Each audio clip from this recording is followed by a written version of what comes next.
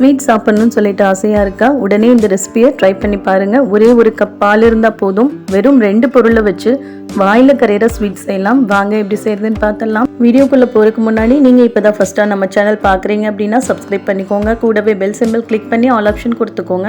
அப்போ தான் நான் போடுற வீடியோ எல்லாம் நோட்டிஃபிகேஷன் வரும். இப்போ நம்ம வீடியோக்குள்ளே போகலாம்.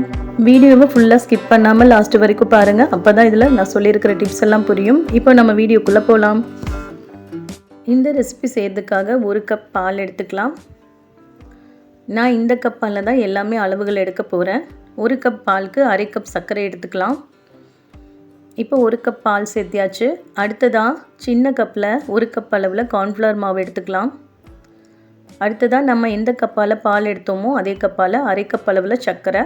நீங்கள் ஸ்வீட் அதிகமாக சாப்பிடுவீங்க அப்படின்னா இன்னும் கூட கொஞ்சம் சர்க்கரை சேர்த்திக்கோங்க.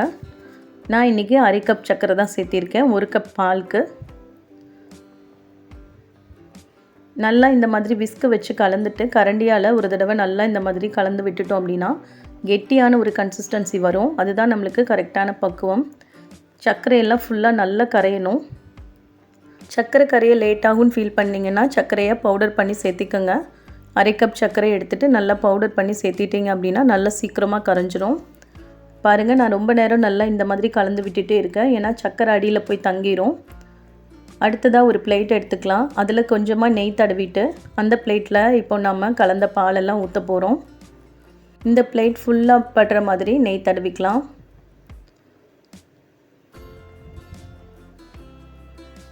ஃபுல்லாக நெய் தடவிட்டு நாம் கலந்து வச்சுருக்கிற இந்த பால் கலவைகளை இதில் ஊற்றிடலாம். ரொம்ப ஈஸியாக செஞ்சிடலாம். 10 நிமிஷம் இருந்தால் போதும். வேகிறதுக்கு மட்டும்தான் டைம் எடுக்கும். நம்ம செய்கிற மெத்தட் வந்து ரொம்ப ஈஸி. இந்த பாலை வடிகட்டி எடுத்துக்கலாம். இந்த மாதிரி டீ வடிகட்டியோ அல்லது காஃபி வடிகட்டுற வடிகட்டி இருந்துச்சுன்னா நீங்கள் இந்த மாதிரி வடிகட்டி எடுத்துக்கோங்க. சர்க்கரையெல்லாம் நல்லா ஈவனாக கலந்துக்கோங்க. இல்லை அப்படின்னா நம்ம இந்த மாதிரி ஃபில்டர் பண்ணும்போது சர்க்கரையெல்லாம் மேலே வந்துடும். இப்போ நான் இந்த பாலை நல்லா ஃபில்டர் பண்ணி எடுத்துட்டேன். இதில் பபிள்ஸ் எல்லாம் ஃபார்ம் ஆகிருக்கு. அதெல்லாம் ஒரு விஸ்கு வச்சு உடச்சி விட்டுறலாம். இந்த மாதிரி உடச்சி விட்டுட்டோம் அப்படின்னா உடஞ்சிரும்.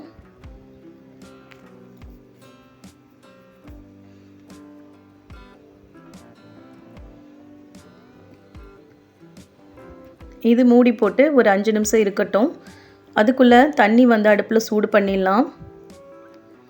நீங்கள் எடுத்துருக்கிற பிளேட் வந்து எந்த பாத்திரத்துக்கு கரெக்டாக செட் ஆகுதோ அந்த பாத்திரத்தை வச்சுக்கோங்க. தண்ணி நல்லா கொதிக்க வச்சுட்டு அதுக்கு மேலே ஸ்டாண்டு வச்சு இந்த மாதிரி வச்சுக்கோங்க. இதுக்கு மேலே நம்ம கொஞ்சமாக ஏலக்காய் தூள் தூவிக்கலாம்.